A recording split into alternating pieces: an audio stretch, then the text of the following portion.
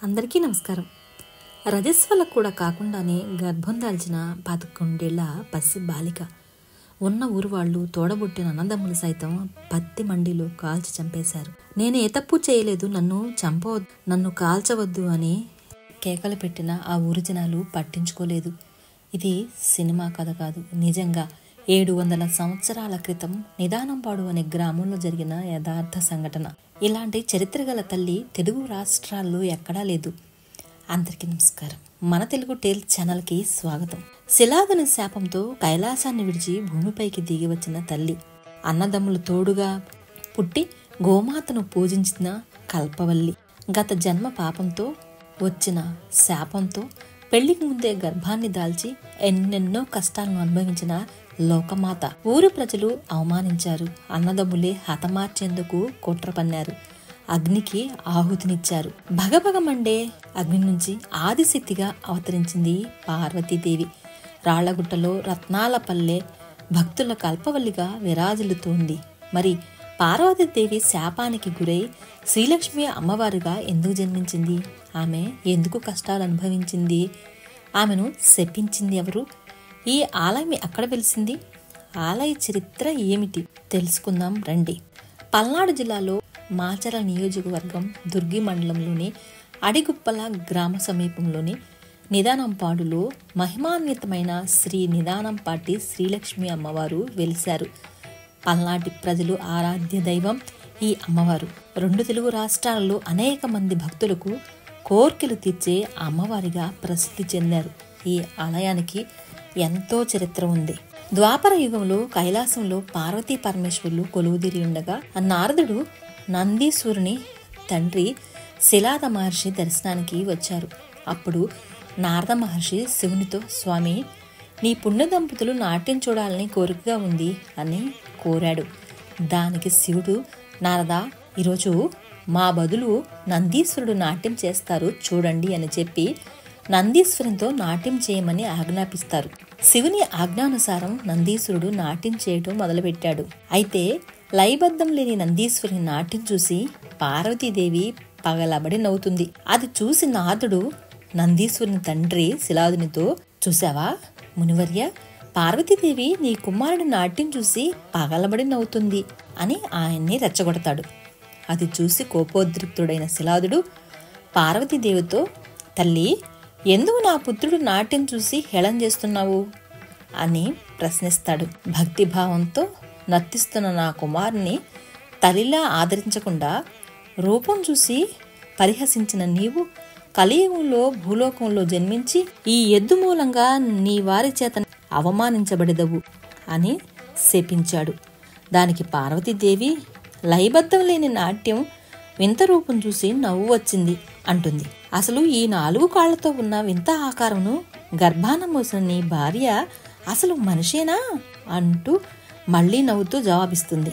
దానికి పట్టరాని కోపంతో శిలాదుడు, పరమశివుని భార్య అనే గర్వంతో మునీశ్వరులను వారి భార్యలను అవమానిస్తావా అంటూ భూలోకంలో ఏ శక్తులు లేకుండా మానవ రూపంలో పుట్టి 12 సంవత్సరాల వయసులో వివాహం కాకుండానే అకాల గర్భం ధరించి అందరి చేత నవ్వుల పాలు అవమానానికి గురై చివరికి నీ ఇంటి వారే నిన్ను అవమానించి అగ్నిలో ఆహుతి చేస్తారని ఘోరంగా శపించారు. శిలాదుడు శపించడంతో పార్వతీదేవి శిలాదముని క్షమించమని ప్రాధేయపడుతుంది.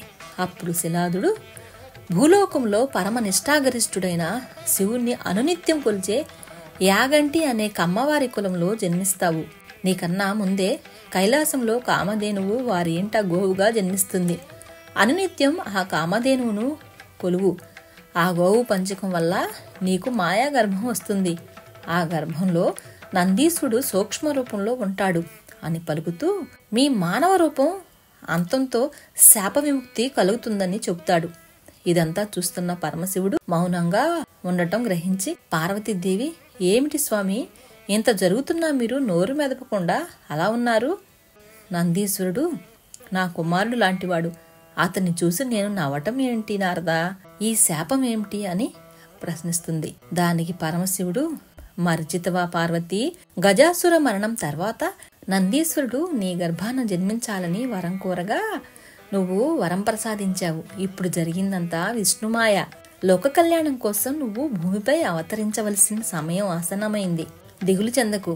నీకు రక్షణగా నాగేంద్రుడు కూడా ఆ గ్రామంలోనే వెలుస్తాడు అని శివుడు పార్వతీదేవితో చెప్తాడు. నందీశ్వరుడు గోమాత రూపంలో నీ గర్భాన జన్మించగానే నీకు శాప విమోచనం కలుగుతుందని చెప్తారు. అలా ఆ శాపం వల్ల పార్వతీదేవి నిదానంపాడులో ఉన్న యాగంటి రామయ్య సుగుణమ్మ దంపతులకు సంతాన వ్రతం ఆచరించగా 15వ శతాబ్దంలో జన్మించింది. ఆమెకు ముందే రామయ్య ఇంట కామధేనువు, ఇంట అనేక గోవులు ఉండేవి. వాటిలో తెల్లని ఆవు కామధేనువు గోమాతగా జన్మించింది. రామయ్య ఊరికి పెద్దగా వ్యవహరించేవారు. గ్రామంలో బాగోగులు చూసుకునేవారు. ఆయనకు మూర్తయ్య, వెంకయ్య, నరసయ్య మరియు లింగయ్య అనే 4 మగ సంతానం ఉన్నారు. వీరంతా శ్రీలక్ష్మిని బాగా గారాబంగా పెంచేవారు. ప్రతిరోజు శ్రీలక్ష్మి గోశాలకు వెళ్లి కామధేనువుకు నమస్కరించి 3 ప్రదక్షిణలు చేసి కామధేనువు గోపంచకాన్ని స్వీకరించేది. ప్రతినిత్యం ఉదయాన్నే గోపంచకం సేవించిన తర్వాతనే మిగిలిన పనులన్నీ చేసేది చిన్నారి శ్రీలక్ష్మి. ఆమెకు 5వ ఏడు నుండే ఇలా చేస్తూ ఉండేది. అయితే ఈ విషయం తల్లిదండ్రులకు తెలియదు. ఇలా 12 సంవత్సరాల వయసు వరకు అనునిత్యం గోపంచకం సేవిస్తూనే ఉండేది. ఒకరోజు అదే అలవాటుతో గోశాలకు వెళ్లి ఆంబోతు వీర్యకణాలతో ఉన్న పంచకం శ్రీలక్ష్మి సేవించింది. అంతకు ముందు రోజే ఒక ఆంబోతు ఆ కామధేనును దాటిందన్న తనకు తెలియదు. ఆమెకున్న శాపం వలన ఆమె గర్భం దాలుస్తుంది. రాను రాను శ్రీలక్ష్మి శరీరంలో మార్పులను ఇంటిలోనే వారెవరూ గమనించలేదు. కానీ రోజులాగానే ఒకరోజు గోశాలకు వెళ్తున్న శ్రీలక్ష్మిని చూసి రచ్చబండపై కూర్చున్న పెద్దలు ఆమెను గమనించి, వివాహం కూడా కాని రామయ్య గారి అమ్మాయి ఇలా చేస్తే మిగతా వారి గ్రామ పెద్దలు అయినా ఆయన ఏం న్యాయం చేస్తారు అంటూ ఆయన్ను పిలిచి విషయం చెబుతారు. విషయం తెలుసుకున్న రామయ్య ఇంటికి వెళ్లి శ్రీలక్ష్మిని పరిశీలించి కోపంతో రగిలిపోతారు. తమ వంశ పరువు తీసావని దూషిస్తారు.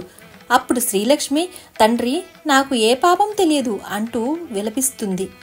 ఇదంతా దైవలీల అని చెప్తుంది. కానీ వారెవ్వరూ నమ్మరు. ఆ నోట ఈ నోట ఈ విషయం తెలుసుకున్న అన్నలు శ్రీలక్ష్మి తమ పరువు తీసిందని ఆమెను అంతం చేస్తే కానీ పరువు నిలబడుతుందని భావించి తమ తల్లిదండ్రులు ఇంట్లో లేని సమయంలో ఒక ఆదివారం రోజు ఆమెతో తాము పొలంకు వెళుతున్నామని, మధ్యాహ్నం భోజనం పొలానికి తీసుకురమ్మని చెప్పి వెళ్తారు. శ్రీలక్ష్మి గోశాలకు వెళ్లి కామధేనువుకు నమస్కరించి పొలానికి బయలుదేరగా అప్పుడు కామధేనువు శ్రీలక్ష్మితో, మీ అన్నలు నిన్ను అగ్ని దహనం చేయాలని కుట్ర చేస్తున్నారు, అక్కడికి వెళ్లకు అని బతిమలాడుతుంది. అయితే దానికి తన అన్నలకు ఇచ్చిన మాట కాదనలేనని చెప్తుంది. ఆమె పొలం దగ్గరకు బయలుదేరుతుంది. మార్గ మధ్యలో నాగేంద్రుడు ప్రత్యక్షమై పొలానికి వెళ్ళవద్దని శ్రీలక్ష్మితో వారిస్తాడు. కానీ అతని మాటలు వినక పొలానికి బయలుదేరుతుంది. ఇక అన్నలలో చిన్న అన్నయ్యన లింగయ్య కూడా చెప్పే ప్రయత్నం చేస్తాడు. అయినా లింగయ్య మాటలు కూడా పెడచెవిన పడుతుంది. అన్నలారా, శ్రీలక్ష్మికి గర్భం దైవలీల అని చెబుతాడు. ఇక చిన్న అన్నయ్యన లింగయ్యకు తన అన్నలు శ్రీలక్ష్మిని అంతం చేయాలనుకుంటున్నారని తెలుసుకున్నాడు. అన్నలారా, శ్రీలక్ష్మికి వచ్చిన గర్భం దైవలీల అని చెప్తాడు. ఆమెను ఏమి చేయవద్దని విజ్ఞప్తి చేస్తాడు తన మిగిలిన 3 అన్నలతోటి. దానికి మిగతా 3 అన్నలు శ్రీలక్ష్మిని మేమేమి చేయమని చెప్పి తమ్ముడిని బావి దగ్గరకు నీరు తెమ్మని పంపిస్తారు. ఇంతలో శ్రీలక్ష్మి పొలానికి భోజనం తీసుకుని వస్తుంది. తన అన్నలకు కామధేనువు, నాగరాజు విషయం చెప్పే ప్రయత్నం చేస్తారు. వారి మాటలు కూడా అన్నలు నమ్మలేదు. నువ్వు పత్తి మండే పైకి ఎక్కి మేము నీకు అందిస్తాము అంటూ శ్రీలక్ష్మి పైకి ఎక్కిస్తారు. ఆమె పైకి ఎక్కగానే చుట్టూ మంటలు పెడతారు. అప్పుడు శ్రీలక్ష్మి, అన్నలారా, నేను ఏ పాపం ఎరగను, నన్ను ఇలా దహనం చేయటం మీకు భావ్యమా అంటూ విలపిస్తూ శ్రీలక్ష్మి అగ్నికి ఆహుతయ్యింది. శ్రీలక్ష్మి అగ్నికి ఆహుతవ్వటం చూసిన వెంటనే నాగరాజు కూడా శ్రీలక్ష్మితో పాటు అగ్నిలో దూకాడు. శ్రీలక్ష్మి మంటల్లో కాలుతున్నప్పుడు ఆమె గర్భం 4 ముక్కలుగా చీలి 4 కాళ్లతో శిరస్సు మీద మచ్చతో ఒక కోడిదూడ మరణించి భూమిపైకి పడుతుంది. ఈ దృశ్యం చూసిన అన్నలు తమ కంటి చూపును కోల్పోయారు. గోశాలలో కామధేనువు తాడు తెంపుకుని ఆ ప్రదేశానికి వచ్చి అంబా అంబా అంటూ అరుస్తూ అగ్నిలో దూకి తాను ఆహుతి అయ్యింది. ఆ అరుపులు విని పరిగెత్తుకొచ్చిన లింగయ్య బాధతో ఏడుస్తూ, ఎంత పని చేశారు అన్నలారా అంటూ పెద్దగా రోధించసాగాడు. ఇక ఈ విషయం తెలుసుకున్న గ్రామస్తులు పరిగెత్తుకుంటూ ఆ ప్రదేశానికి చేరుకుంటారు. అదే సమయంలో భీకర శబ్దంతో భూమి బారెడు వైశాల్యంలో చీలి బంగారు విగ్రహం బయటకు వచ్చింది. ఆమె శ్రీలక్ష్మీ అమ్మవారు. అప్పుడు శ్రీలక్ష్మీ అమ్మవారు, ఓ గ్రామ ప్రజలారా, నేను యాగంటి వారి ఇంట కారణ జన్మురాలిగా జన్మించాను. వారికి ఈ విషయం తెలియక దహనం చేశారు. ఆదివారం నన్ను దహనం చేశారు కనుక ప్రతి ఆదివారం నాడు నన్ను పసుపు కుంకుమలతో పూజించండి. నన్ను దహనం చేసిన అన్నల వంశం నాశనమై ఒక్క లింగయ్య వంశం మాత్రమే వర్ధిల్లుతుంది అని చెప్పి భూమిలోనికి సువర్ణశిల విగ్రహంగా వెళ్ళిపోతూ, నాకు ఎటువంటి రూపం కల్పించరాదని, నన్ను మండుటెండలో అగ్ని దహనం చేసిన కారణంగా నాకు ఆలయం కట్టవద్దని, నన్ను ఎండలో ఉండే భక్తులు దర్శించుకోవాలని, నేను ఇక్కడ భూగర్భంలో నిదానంపాటి అమ్మవారిగా యజ్ఞ నిక్షిప్తమై ఉంటానని, నన్ను బయటకు తీసే ప్రయత్నం చేయవద్దని హెచ్చరించింది. తనతో పాటు అగ్నికి ఆహుతైన కామధేనువును 3 పసుపు ముద్దలుగా చేసి మిరియాల గ్రామస్తులైన బత్తుల వంశముకు చెందిన యాదవ కులస్తులకు ఎలవేల్పుగా ఆవుదేవర అనే నామంతో కొలవాలని ఆదేశించింది. అందుకే ప్రతి సంవత్సరం మిరియాలలో నేటికి ఉత్సవాలు 5 రోజులు నిర్వహిస్తారు. ఆవులు పబ్బంగా గొప్పగా వేడుకలు చేస్తారు. చేయని తప్పుకు నన్ను ఇంతలా అవమానించిన గ్రామంలోని ఇళ్లు నివాసంకు పనికిరాకుండా విషసర్పాలు తిరిగే విధంగా శపించింది ఆ తల్లి. అందుకే ఆ రోజు నుండి గ్రామ ప్రజలు విషసర్పాలకు భయపడి ఆ గ్రామం మొత్తాన్ని ఖాళీ చేసి వెళ్లిపోయారు. అందుకే గుడి చుట్టూ ఒక్క ఇల్లు కూడా కనిపించదు. ఒక్క లింగయ్య వంశస్థులే అక్కడ ఉంటారు. అమ్మవారి సేవ చేసుకుంటూ కనిపిస్తారు. తనకు సహాయంగా ఉన్న నాగరాజుకు నిత్యం పూజలు అందుకోవాలనే కోరుకుంటుంది. అందుకే అమ్మ పుట్ట గర్భంలో ఉంటుంది. తన్ను ఎక్కువగా మహిళలే అవమానించారు కనుక ఆ తల్లి గర్భగుడిలోనికి మహిళలకు అనుమతి లేదని శాసించింది.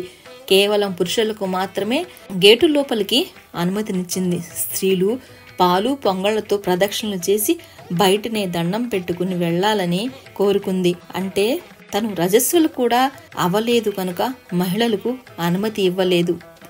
ఇక మూగజీవాలు కూడా తనను ఎంతో బాధించాయి కనుక, చూసి నవ్వాయి కనుక వాటి బలిని కోరింది ఆ తల్లి. ఈ రోజుకి అమ్మ గుడిలో తెగిన తలలు మరెక్కడా తెగలేదు. కోళ్లు, మేకలు, గొర్రెలు నిత్యం అమ్మకు ఎరుపు కనపడాల్సిందే. ఇది వాటికి అమ్మ శాపం. ఇక నన్ను భక్తులతో కొలిచేవారిని స్వప్నంలో కనిపించి వారి కోరికలు తీరుస్తానని, నా మహామంత్రం జై జయలక్ష్మి నిదానంపాటి శ్రీలక్ష్మి అంటూ పూజించిన వారికి సకల సౌభాగ్యాలు ఇస్తానని చెప్పి సువర్ణశిల విగ్రహం భూమిలోనికి వెళ్లిపోతూ తన అన్నలకు దృష్టి ప్రసాదిస్తుంది. అప్పటి నుండి శ్రీ నిదానంపాటి శ్రీలక్ష్మిగా ఆమె దగ్ధమైన ప్రదేశంలో పూజలు అందుకుంటూ భక్తుల పాలిట కొంగు బంగారంగా నిలిచింది. శుద్ధ పాల్గొన పౌర్ణమికి దగ్గరగా ఉండే ఆదివారం ప్రతి సంవత్సరం ఉత్సవాలు ఘనంగా నిర్వహిస్తారు. మొదట తన పుట్టింటి వారు యాగంటి వారి కుంకుమ బండిమి ప్రభ వస్తుంది. అనేక గ్రామాల నుండి వేల సంఖ్యలో భక్తులు వస్తారు. అదేవిధంగా ప్రతి ఆదివారం కూడా అధిక సంఖ్యలో భక్తులు నిదానంపాటి శ్రీలక్ష్మి అమ్మవారిని దర్శించుకుంటూ ఉంటారు. ఇప్పటికీ అమ్మవారికి రూపం ఉండదు, కానీ ఆమె మహిమలు అన్ని చోట్లకు విస్తరించాయి. సంతానం లేని వారు ఈ తల్లిని దర్శిస్తే సంతాన భాగ్యం కలుగుతుందని ఒక నమ్మకం. కొత్త వాహనాలను కొనుక్కున్నవారు ఈ తల్లిని దర్శించి వాహనానికి పూజలు చేస్తే ఎటువంటి ప్రమాదాలు జరగవని చెప్తారు. వాహనదారులు అమ్మను దర్శించుకోవటానికి ముందు వాహనంతో 3 ప్రదక్షిణలు దేవాలయం చుట్టూ చేస్తారు. మొక్కు చెల్లించుకుని తిరిగి వెళ్లేటప్పుడు కూడా ఆఖరిగా 3 ప్రదక్షిణలు చేసి ఇంటికి బయలుదేరతారు.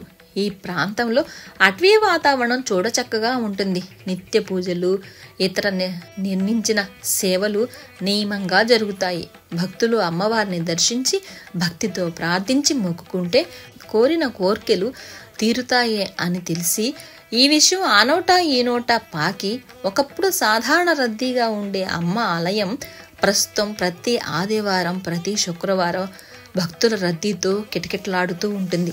ఈ ఆలయానికి వచ్చే ప్రతి భక్తుడు అమ్మను అడిగిన ప్రతి కోరిక తీరిందని చెబుతుంటారు. అందుకే మళ్ళీ అమ్మను చూసేందుకు వచ్చామని చెప్తూ ఉంటారు. అద్భుత మహిమలు కలిగిన నిదానంపాటి శ్రీ లక్ష్మీ అమ్మవారిని ఇప్పటి వరకు దర్శించుకోకపోతే తప్పకుండా దర్శించుకోండి.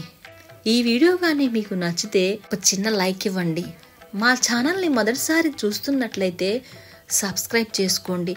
మీకు తెలిసిన వారికి, ఫ్రెండ్స్కి షేర్ చేయండి. Thanks for watching.